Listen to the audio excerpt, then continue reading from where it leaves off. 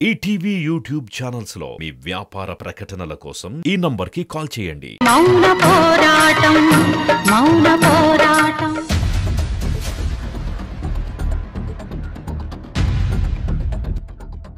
ఏంటి సువర్ణ, ఇంకా పడుకోలేదా? ఎక్కడ నిద్ర పడుతుంది దుర్గా? జరిగిందంతా చూసి నాకే నిద్ర పట్టకపోతే ఇక నీకెలా ఉంటుందోనని పరామర్శించడానికొచ్చాను. నువ్వు నన్ను పరామర్శిస్తావా? బావుంది. ఎందుకు నవ్వుతున్నావు? నీకర్థం కాలేదా? నాకు బాగా అర్థమైంది. ఏమని? రెక్కలు తెగిన పిట్ట ఓ గద్ద ముందుకొచ్చి పలకరింపులు పరామర్శలు చేయాలని చూసిందంట. అలా ఉంది నీ పరామర్శ అనుకుంటున్నారు, దుర్గా గారు. అంతే కదా? నేను రెక్కలు తెగిన పెట్టనే కాని పాపం దుర్గే గుండెల్లో బాణం దిగిన గ్రద్దయిందే. ఏదో నన్ను దెబ్బ కొట్టాలని నా కొడుకుని తన కొడుకుని కలిపి ఒకే ఘాటున కట్టేద్దామని చూసింది. కాని వాళ్ళిద్దరూ ఒకరి మీద పడి ఒకరు కొట్టుకుంటుంటే అది దుర్గ గుండెల్లో బాణంలా గుచ్చుకుని ఎంతలా బాధిస్తుందో నాకు తెలుసు. ఆ బాధ తగ్గించడానికే పరామర్శించడానికి వచ్చాను. నీ పరామర్శకి చాలా సంతోషం సువర్ణ. కానీ పాపం నిన్ను డిసప్పాయింట్ చేసే మ్యాటర్ ఏంటంటే, నా కొడుకులిద్దరూ ఎంత దెబ్బలాడుకున్నా వాళ్ళిద్దరూ విడిపోకుండా కలిపి ఉంచగలిగే గొప్ప శక్తి వాళ్ళ గుండెల్లో ఉంది. ఏంటో ఆ గొప్ప శక్తి? అమ్మ మీద ప్రేమ. నా కొడుకులిద్దరికీ అమ్మంటే ప్రాణం. ఎవరు ఎన్ని ప్లాన్లు వేసి వాళ్ళని ఏ పాయింట్ దగ్గర విడగొట్టాలని చూసినా వాళ్ళీ అమ్మ నుంచి విడిపోరు, విడిపోయి బ్రతకలేరు. నా కొడుకుల్ని విడగొట్టి ఎంత దూరంగా విసిరేసినా అమ్మ ప్రేమ అనే స్ట్రాంగ్ మ్యాగ్నెటిక్ పవర్ టక్కున వాళ్ళిద్దరినీ దగ్గరికి లాగేసుకుంటుంది. వాళ్ళు ఆ మ్యాగ్నెట్ కి ఎప్పుడూ అతుక్కునే ఉంటారు, అంటే కలిసే ఉంటారు. చూడు సువర్ణ, కుటుంబం అన్నాక చిన్న చిన్న మనస్పర్ధలు వస్తూ ఉంటాయి. అంతమాత్రాన ఆ కుటుంబం ముక్కలైపోతుందని ఆశగా ఎదురుచూసే నీలాంటి గుంట నక్కలకి నేనొక మాట చెప్తాను. మన దేశంలో, మన సంప్రదాయంలో ఎన్నో తరాలుగా మన కుటుంబాలు ఉమ్మడి కుటుంబాలే. కొన్ని కారణాల వల్ల ఈ రోజుల్లో కొంతమంది కుటుంబంలోంచి బయటకొచ్చి వేరు కాపురాలు పెట్టుకోవాల్సిన అవసరం వచ్చింది. కాబట్టి 90% మందికి ఉమ్మడి కుటుంబంతో కలిసి ఉండాలనే ఉంటుంది. ఎందుకంటే అది మన నరనరాల్లో జీర్ణించుకుపోయిన సంస్కృతి. ఆ సంస్కృతిని చెడగొట్టే నీలాంటి విషపురుగులు ఎప్పుడూ ఉంటారు. కానీ ఆ విషపురుగులకి ప్రేమ అనే మందు చాలు, అవి కుళ్ళి కుళ్ళి చచ్చిపోవడానికి. ఇప్పుడు కూడా అంతే. మా తల్లి కొడుకుల మధ్య ప్రేమే నిన్ను కుళ్ళి కుళ్ళి చచ్చిపోయేలా చేస్తుంది. అయ్యో దుర్గా, నువ్వనవసరంగా నన్ను గొడవల్లోకి లాగుతున్నావు. నాకు మురారి ద్వారకల మధ్య గొడవకి ఎటువంటి సంబంధం లేదు. నేనేం ప్లాన్ చేయలేదు. లేదని నువ్వు చెప్తే నమ్మేసే అంత పిచ్చిదాన్ని కాను. మీరు మీ ప్లాన్లో ఉంటే నేను నా ప్లాన్లో ఉంటాను. మీరు చేసే ప్రతి పని మీద ఓ కన్నేసుంచాను. ఇప్పటి వరకు జరిగినవన్నీ మీ ప్లాన్లే అని అనుమానించగలిగే అంత ఇన్ఫర్మేషన్ నాకు దొరికింది. నాది అనుమానం కాదు, నిజమని రిపోర్ట్ వచ్చిందంటే మాత్రం ఇక్కడ నిన్ను, జైల్లో రాజశేఖర్ని చంపి ఉప్పు పాత్రేస్తాను. అయ్యో దుర్గా, నువ్వు మరి దుర్గాదేవిలాగా మారిపోకు. కొంచెం కనక దుర్గలా ప్రశాంతంగా ఉండు. నీ మోచేతి నీళ్లు తాగుతూ ఏదో ఇలా కాలం గడిపేస్తున్నాను. నీకు ద్రోహం ఎలా చేస్తాను చెప్పు? మరీ ఎక్కువ నటించుకు సువర్ణ. రఘురాం లాంటి వాడికి కూడా తెలిసిపోయింది నీది నటనా అని.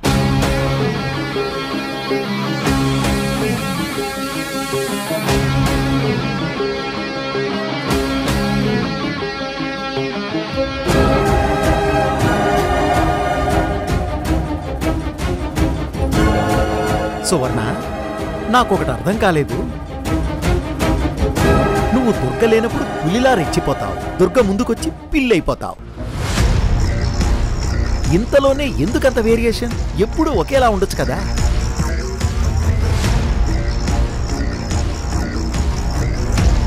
మనం ఇక్కడ ఉన్నంతకాలం ఈ నటన తప్పదు రఘురామ్. లేదంటే మనల్ని ఇక్కడ ఉంచదు దుర్గా. మనం లేకపోతే ఈ కుటుంబం ముక్కలవ్వదు. నువ్వు ఈ కుటుంబాన్ని ముక్కలు చేయటమేమో గాని దుర్గ నిన్ను ముక్కలు చేయడానికి కత్తి పట్టుకుని నీ వెనకే ఉంది చూడు.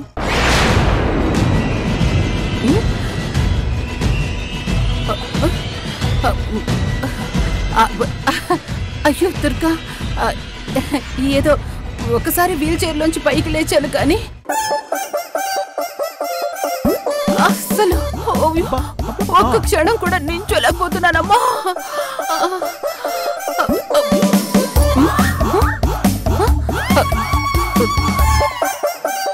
రఘురామ్, దుర్గేది? దుర్గంటే గడగడలాడే నువ్వు దుర్గ కుటుంబాన్ని ముక్కలు చేస్తావా? ఈ రఘురామ్ నాతోని జోక్స్ దుర్గ గారు, పద పద పద.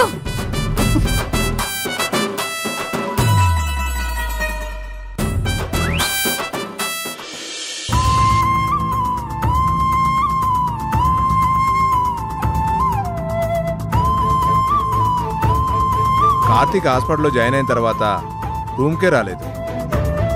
ఏమైంది? కార్తీక్ ఏమయ్యాడు? ఎక్కడికి వెళ్ళాడు? మళ్ళీ ఏమన్నా ప్రమాదం జరిగిందా? మయూరి, ఏం ఆలోచిస్తున్నావు? ఏం లేదవంతి, కార్తీక్ గురించి ఆలోచిస్తున్నా. కార్తీక్ గురించా? అతని గురించి నువ్వాలోచిస్తున్నావేంటి? అది ఆలోచించడం అంటే పాపం అతనికి ఎవరూ లేరు కదా. అతను హాస్పిటల్లో ఉంటే అత్తయ్య తోడు కోసమని నన్ను పంపించింది. డాక్టర్లు నిన్న డిశ్చార్జ్ చేస్తామని కూడా చెప్పారు. కానీ ఈరోజు అతను రూమ్కి వెళ్తే అక్కడ లేడు. ఫోన్ చేస్తే స్విచ్ ఆఫ్ వస్తుంది. నాకు ఏం చేయాలో అర్థం కావట్లేదు. తను ఏమైపోయాడో ఏంటో నాకు చాలా కంగారుగా ఉంది. కార్తీక్ గురించి నువ్వింత కంగారు పడుతున్నావంటే నాకు ఆశ్చర్యంగా ఉంది. అంటే ఏంటి మయూరి, నువ్వు కార్తీక్ ని ఇష్టపడ్డం లాంటిది? అబే, అదేం కాదు. ఏదో తను మన ద్వారకబావ విషయంలో హెల్ప్ అయ్యాడు. పైగా అనాథ, మంచివాడు. అత్తయ్య కూడా అతనికి చాలా ఫేవర్గానే ఉంటుంది. అందుకే నేనేదో సింపతితో కొంచెం ఎక్కువగా ఆలోచిస్తున్నాను అంతే.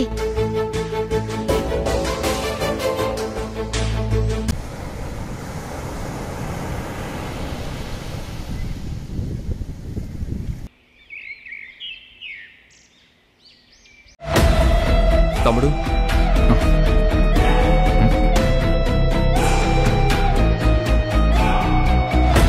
రే తమ్ముడు, ప్లీజ్ ఆగరా.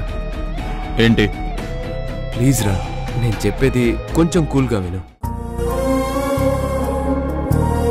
మన మధ్య ఎలా జరిగిందో, ఎందుకు జరిగిందో తెలియకుండానే ఒక మిస్అండర్స్టాండింగ్ క్రియేట్ అయిపోయింది.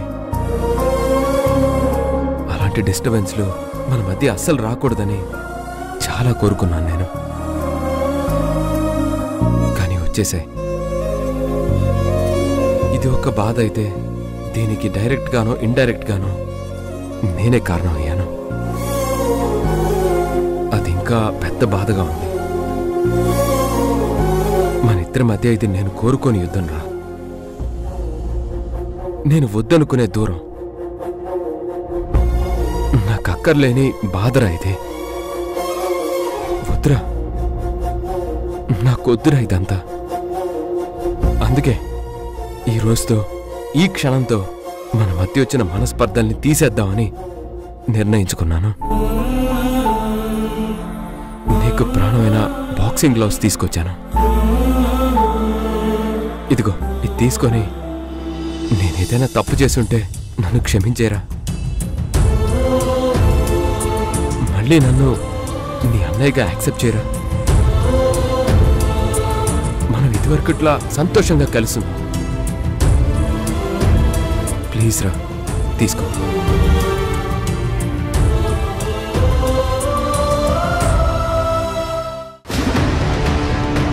తమ్ముడు, రే తమ్ముడు, రే ఆగరా. మాట వినరా. నేను నీకు ఎలాంటి అన్యాయం చేయలేదు. కావాలని నిన్ను కేసులో ఇరికించలేదు. నాకు నీ మీద నిజంగా ప్రేమే ఉంది. కోపం అస్సలు లేదు. ఇది నిజంరా. మన అమ్మ మీద ఒట్టురా. ఏయ్,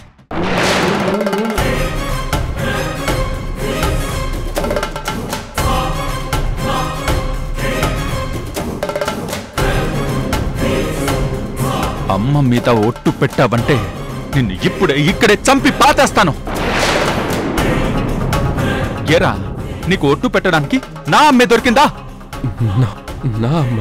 అవునరా, నా అమ్మే. నువ్వు మా అమ్మ కడుపులో పుట్టావు అంతే. కానీ అమ్మ కొడుకుని నేనే, నువ్వు కాదు. నువ్వు కడుపులో పడ్డావు, అమ్మకి కష్టాలు మొదలయ్యాయి.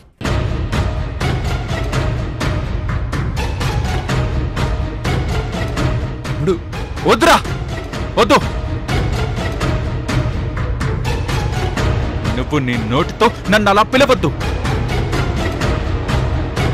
ఇంకా నేను నిన్ను నా అన్నగా యాక్సెప్ట్ చేయలేను. వద్దురా, నువ్వు అలా అనొద్దు.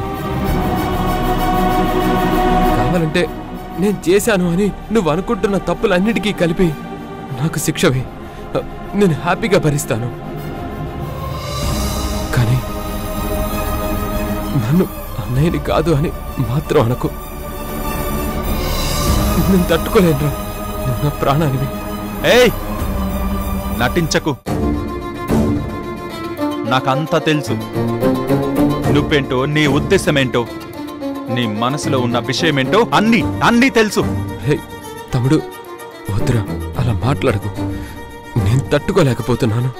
దీనికంటే నన్ను ఒక కత్తి తీసుకొని పొడిచి చంపేరా. నేను ఆనందంగా చచ్చిపోతాను.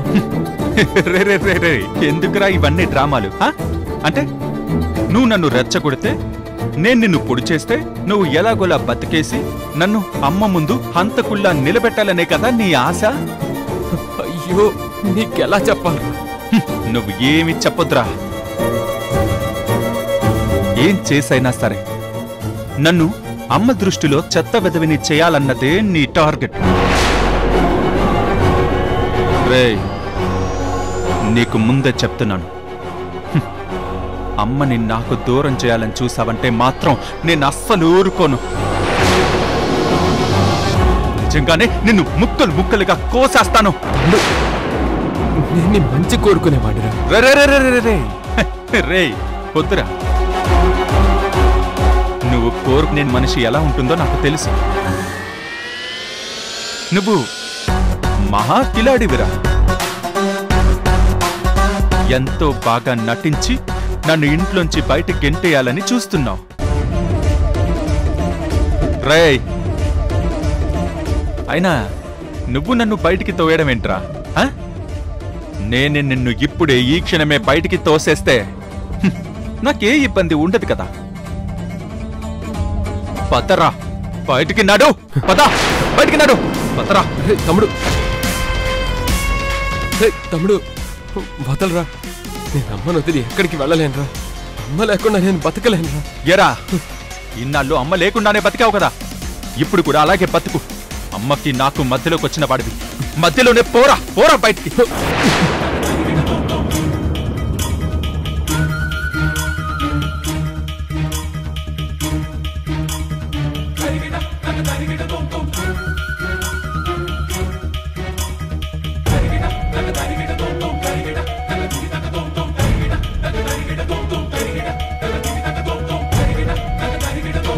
రేయ్, నిజంగా నువ్వు నా మంచి కోరుకునే వాడివే అయితే నువ్వు మళ్ళీ ఈ ఇంట్లోకి రావద్దు. వచ్చావంటే నిన్నైనా చంపుతా, నేనైనా చస్తా.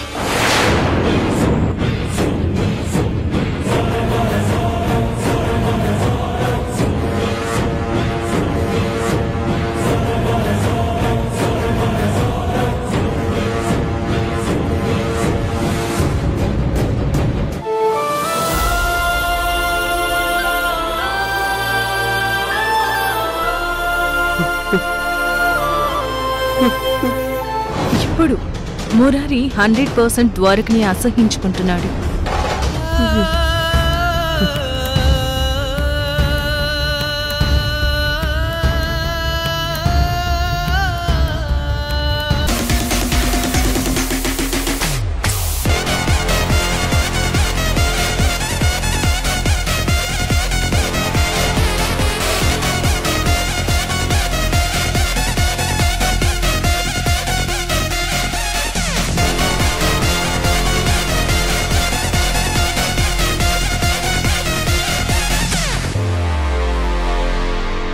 మురారి, నక్షత్ర నక్షత్ర నక్షత్ర ఏమైంది నక్షత్ర? ఎలా ఉండేవాడివి ఎలా అయిపోయావు మురారి? ఎంతో హ్యాపీగా, ఎంతో సరదాగా నవ్వుతూ చాలా ప్యూర్ గా ఉండేవాడివి. నిన్ను ఎలా తయారు చేసేసారో చూడు. అందరితో ప్రేమగా మాట్లాడేవాడివి, కానీ ఇప్పుడు ఆ స్వచ్ఛమైన ప్రేమ, ఆ కల్మషం లేని నవ్వు, ఆ సంతోషం, ఆ సరదాలు ఏవీ లేవు. రోజు కొంచెం కొంచెంగా అవన్నీ నీ నుంచి లాగేసుకున్నారు.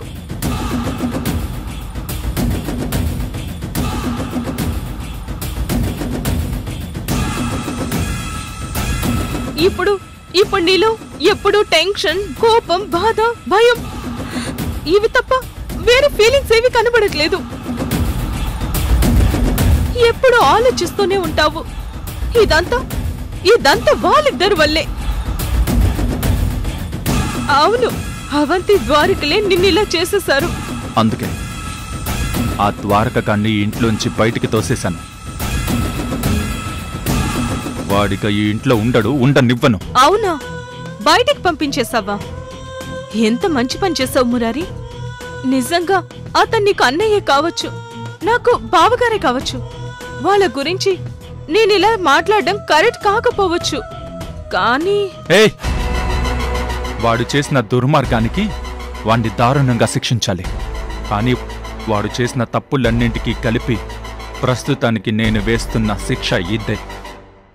అమ్మని నా నుంచి దూరం చేద్దామనుకుంటున్నాడు కదా, ఇప్పుడు వాడే అమ్మకి దూరం అయిపోతాడు. అంతే మురారి, ఎవరు చేసిన పాపం వాళ్ళకే తగులుతుందంటారు. మనం ఏది ఆలోచిస్తే దేవుడు మనకు అదే ఇస్తాడంట. నిన్ను మీ అమ్మకి దూరం చేయాలని చూశాడు, కానీ దేవుడు వాళ్ళని దూరం అయ్యేలా చేస్తున్నాడు. అయినా నాకు డౌట్, నువ్వు మెడపట్టి తోసేసినంత మాత్రాన అతను మళ్ళీ ఇంట్లోకి రాకుండా ఉంటాడా? వచ్చి అత్తయ్య గారికి ఏమి చెప్పకుండా ఉంటాడా? చూస్తాను, వస్తాడో రాడు. నిజంగానే మళ్ళీ వచ్చాడంటే వాడు నా చెడు కోరుకుంటేనే వస్తాడు. అసలు నువ్వు ఆయనకి ఏం అన్యాయం చేసావు మురారి? ఎందుకంత కోపం నువ్వంటే తనకి? అరే మరి ఇంత కక్ష? 24 ఏళ్ల నుంచి మీ అమ్మ లేకుండా బ్రతికేశాడు, మరి ఇప్పుడు మాత్రం ఎందుకు కావాల్సి వచ్చిందమ్మా? ఎందుకంటే నువ్వు అమ్మకు దగ్గరున్నావు కదా, నువ్వు ఉండకూడదు అంతే. అత్తయ్య గారు మీ ఇద్దరికి సమానంగా ప్రేమ పంచడం ఆయనకు అస్సలు ఇష్టం లేదు.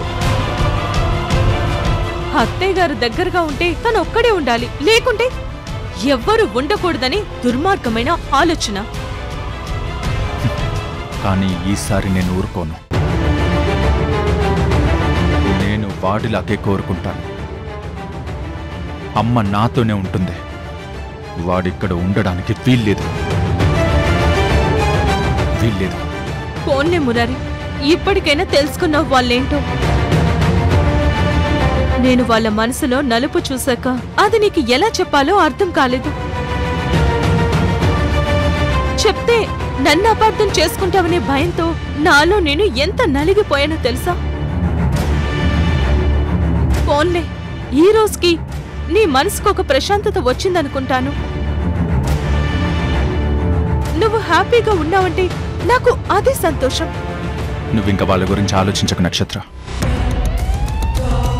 నువ్వు, నేను, అమ్మ మన ముగ్గురం కలిసే ఉంటాం అంతే. మిగతా వాళ్ళు ఎవరైనా మన లైఫ్లో పాసింగ్ క్లౌడ్సే. అంతే అంతే అంతే. నక్షత్ర, సరే నాకు కొంచెం తలనొప్పిగా ఉంది, కొంచెం స్ట్రాంగ్గా కాఫీ కలిపి తీసుకురా. అలాగే.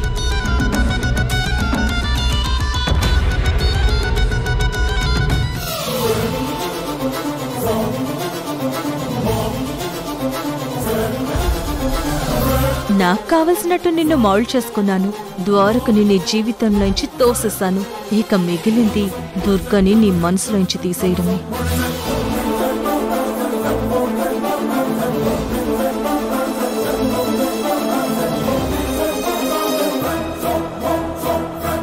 కొద్ది రోజులు వాడికి ఈ ఇంటికి దూరంగా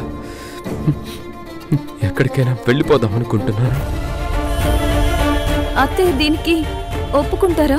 మనం వెళ్ళిపోతున్నామని ఇంట్లో ఎవరికి చెప్పకూడదు అనుకుంటున్నాను.